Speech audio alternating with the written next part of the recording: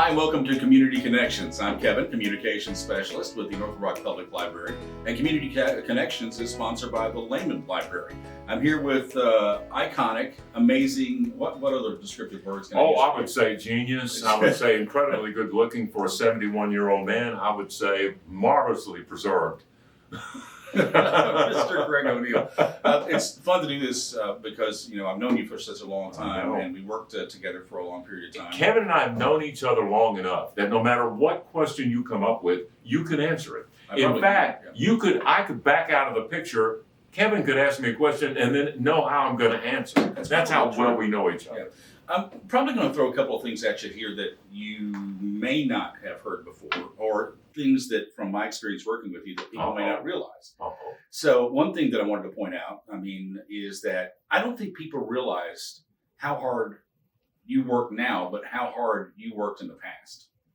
I really don't. And the reason I say that is because when you really gained your popularity and notoriety, it was probably in the 80s and into the 90s on radio. That's where it all really kind of started. Can you tell the story of how it started? And I want to get into how hard you worked. Well, it started with tuna fish. You've told me this story, but it started with tuna fish. Tuna fish in a can. Mm-hmm. And my grandfather took me camping at Lake Ouachita because they had land at Lake Ouachita. No cabin because they were poor, but they did have land. And so we camped out on the land, and we would take tuna fish right out of the can and put it on white bread. Right. My grandfather was ex-military. He was very strict. He cooked for the family, and he had a pantry full of food that he guarded like Fort Knox, and that included tuna fish. Mm-hmm. So tuna fish and oil, as I recall. Exactly. Okay. And I loved it and wanted it on white bread, which back then was real fluffy. They didn't care about all that gluten-free crap. It was fluffy white. It was like cake. I loved it. And the tuna fish on the bread. Well, if I was going to eat that as a snack, I'd have to wait for him to go to bed, which is around 10 o'clock. Right.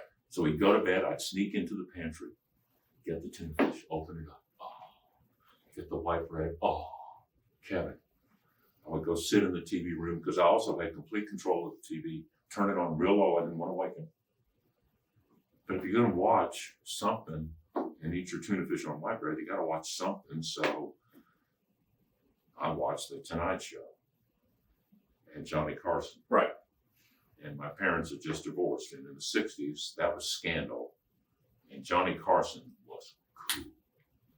He could talk to people, and above all, my hormones were flowing. He could talk to women. And at the age of 15, a guy like that, dressing funny, smart, sharp, quick, talking to beautiful women, making them laugh, my kind of guy. So I wanted that. I wanted that Tonight Show. That was another edge of that story I'd never heard before. Well, now that you're hearing it close up, you can get the honest to goodness truth. But you became a big fan of Carson. I did. A huge fan. Huge fan. I wanted the Tonight Show. And what do I get? Kevin and Community Connections. That shows you kids. Tuna fish on white bread. Don't break the rules. We're going to get you. You'll be punished later in life. It's karma. It is. Okay, but you became a huge fan of Carson. Did. You did. But you never had a chance to meet him, as I recall, but you did talk to him. Talk to him. We, if you remember, I think you were at KKYK at the time. Yeah. When we had the Laugher contest, we had the Arkansas's best laugher. I would call people up and try and make them laugh and get their laughter on recording. And the guy that won it, the top prize was a trip to Los Angeles and the Tonight Show. Right. And so we went. And I got to watch Carson and that gang do that show. And he worked the crowd. I didn't realize that he worked the crowd before the tape even started. Before the monologue and all that. Okay. Yeah. And I think Colbert might do that now too, because oftentimes you'll see Colbert call out people in the audience. Mm-hmm. So I think he's doing it too. Point being, I watched, and these guys were so smooth in their own groove. They've done it for so many years. They were doing it like secondhand. But yes, Kevin is right. In 1988, they roasted me for the Diabetes Association. Mm-hmm. At the same time, everything just fell into place. It was the perfect storm. A roast, Diabetes Association, and on that board was a guy named Larry Wallace, former owner of Channel 4. He was also, and get this, the president of the affiliates board for NBC TV stations. That carries a lot of weight. President of the NBC affiliates board, board for the Diabetes Association at the very same time that the Hollywood writers were on strike. Yeah. And that was a big deal. It was huge. All the shows, they all went away. And that included the Tonight Show, which was showing reruns. Johnny Carson had nothing to do. Here's from the chairman of the affiliates, who's on the board of the Diabetes Association, that's roasting me. I get a call from Johnny Carson and visited with him for 10 minutes. And this happened in the middle of a roast. It was at the State House Convention Were Center. you there? I was there. Yeah. Oh, wow. And you talked to him in front of an audience, and it was a very endearing conversation, because you could tell that, I don't want to say you were starstruck, but at the same time, you had so much respect for him. And being able to talk to him was just like a treat and a treasure for you. Oh, it was. Yeah. And you knew what it meant to me. But at the same time, I hope I didn't seem too nervous, because as soon as I heard his voice, I just relaxed. Yeah. Because this is the guy that had been in my living room. Right. He'd watched me, or if he could have, he would have watched me eat tuna fish on white bread. And you'd have had shared some with him. That's what we should have had at the roast. Yeah, exactly. Do you ever get nervous? Or do you ever have a time when you're in front of an audience, or you're being talked to by somebody? Today Today at Lehman Library, 86 kids in there. All That's wondering, scary anyway. Yeah, all wondering who this bald-headed big booty fool is. Can you say booty on that? Booty. Community You can say Connections? booty. Okay. Say other things too. But Well, yeah. But they don't watch the news. They don't know who this guy is. This isn't Mr. Rogers. This is Bozo. And well, Bozo's not around anymore either. But anyway, well, this interview is going nowhere.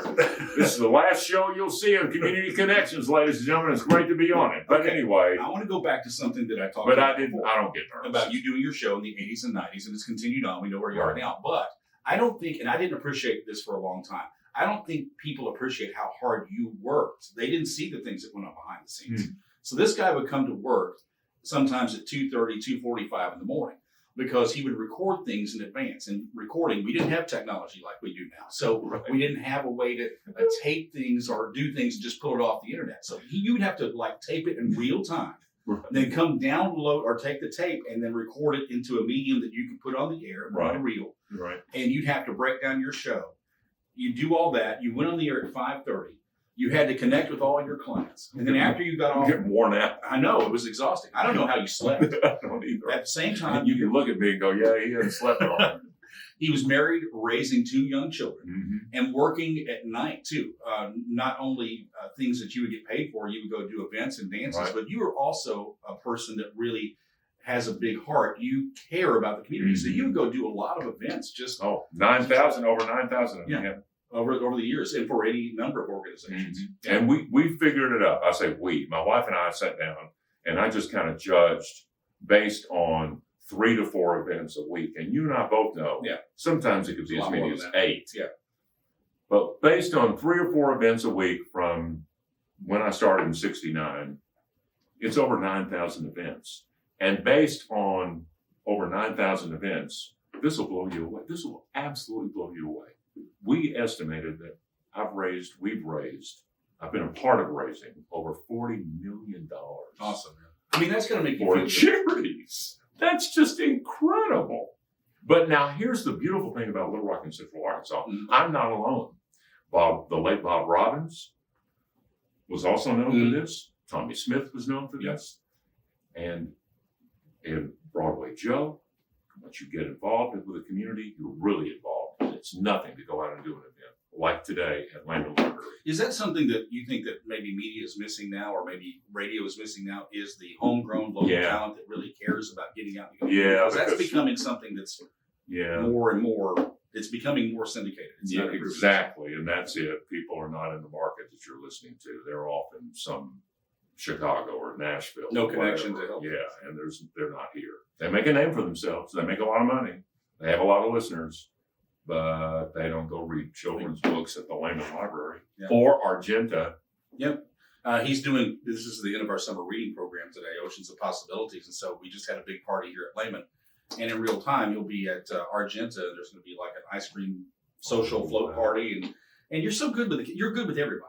I mean, and I'm not blowing sunshine, but you're good with no matter what audience you're with, Well, whether it's adults, but you also relate to the kids. This is the one. And you're right, they may not know who you are, but they're like, I'm having fun. These Yeah. kids were energetic and having a great time. Oh, And you got something out of that. I mean, you felt that. yeah. Now I'm ready to go to Argenta. It's like being hooked on that children's energy.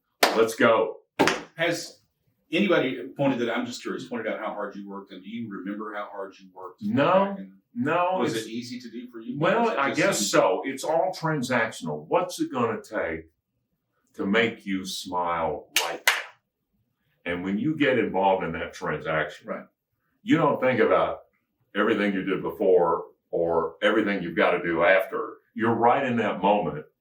Today at Lehman, we had a children's book parade, and there was a little girl dressed as a cheerleader who was scared of me when I first came in. But during the children's parade, that's my phone going off. During the children's parade, she started smiling. She was holding the book. Transactional. Yeah. That was the moment. Having a good time. So, yeah. Somebody calling in for another event they want to do. It's Craig O'Neill here on Community Connections. And one thing I'm retiring. Why? I mean, honestly, you have not lost a step in all these years. I mean, I'm sure that you're probably, some things you don't want to do anymore. I think you get to that point at some time. Yeah. But why are you going to? Well, What are you going to do? now there will. I don't know. I don't see And you we've on a boat already fishing. we've had already had that conversation. There may be something I'll do down the line, but Channel 11's got me for another year and a half. Right. At 10 o'clock, and in which the video will be on from Lehman and Argenta. Be sure to watch. And even though this may be past when we aired it, but still. Yeah. And I love it that Channel 11's backing me up on this reading road trip. Right. That's what we call it. But there'll be something down the line. Okay, I was curious. I'm writing my autobiography. I can see that happening. That's going to be really interesting too. For Who's working with you? well, I'm writing it. For $100, I'll put you in the book. All right, done. For $200, I'll keep you out of the book.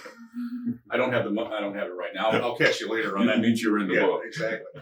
So, looking back at your career, and I know it's going to be hard to point this down, but this is why we ask questions like that. What are some of the things, or something that really is a highlight to you? I mean, we talked about Carson, we talked about the charity work, but was there a prank call? Was there somebody that you interviewed? Was there something that really stood out to you as like, man, that was just a good day. That was just really fun. Has to be the White House. Okay.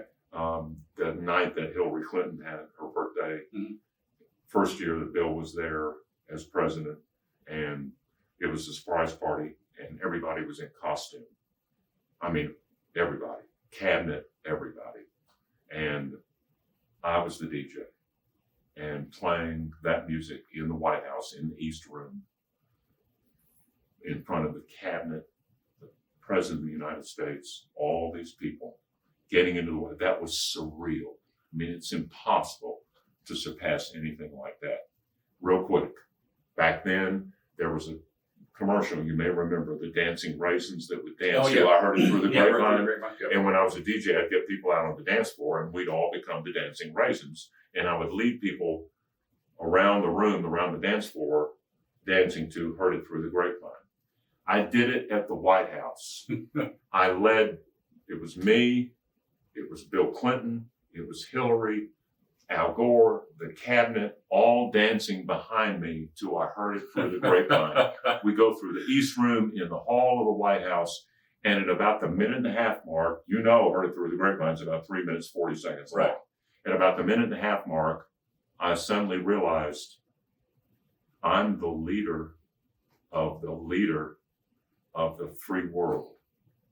Kevin, for 3 minutes and 40 seconds in my career, I was the leader of the free world. But they didn't give you the codes, did they? Oh, They didn't no. have anything like that. Heck no. Look, okay, you didn't really start out to get in radio. You were an actor. You really wanted to be Yeah, in drama. on stage, yeah.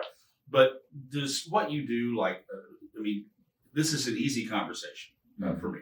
And I know that it is for you too. But like when you're in a room like that, just like the stuff just flow. I remember you used to have something on your desk that says "leap and the net will." And that's kind of like the way you live. I mean, it's like just leap and I just go into it. Yeah, and it hadn't always worked. The net disappeared. I mean, sometimes it misses, but but people don't remember that. They remember the hits. I mean, I hope so. It's like Albert Pujols with the Cardinals. People don't remember when he struck out. They remember when he got a hit. Ooh, I like that, Kevin. Oh yeah, he's a Cardinal fan. Cardinals. So I like to be more. Yeah, baby. But how does it come? Does it just happen? It just happens, and sometimes when you score, and you really score big, those memories stick with you too. And yeah, then other times when you strike out, that sticks with you too. Don't let that bother you. Thanks for coming in, my friend. I love Community Connections here with Craig O'Neill. Family. You'll come back. You know it. All right, good deal. We'll catch you next time. Thank you for watching.